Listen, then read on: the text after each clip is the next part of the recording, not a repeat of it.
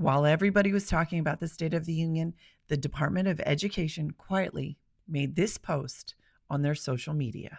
I am so tired of people saying we should go back to the 1950s education like it was some golden era.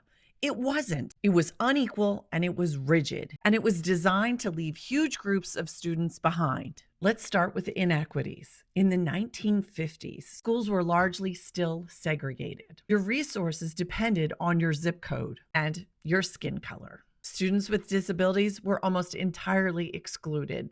That's not nostalgia, that's injustice. And science and math? Memorize, recite, repeat. No inquiry, no critical thinking, no STEM. Students were not asked to solve problems. They were trained to follow procedures, and that didn't prepare anyone to live in the world that we have now. Let's talk learning style. One size fit all. Sit down, be quiet, and copy from the board. If you didn't learn that way, if that didn't match your learning style, too bad. Today, we know students learn differently, and we differentiate our education. That's a strength, not a flaw.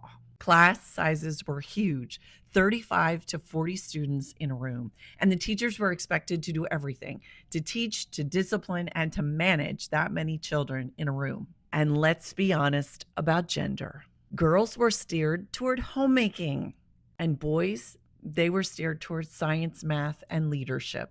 I can't believe how much talent was wasted because of stereotypes.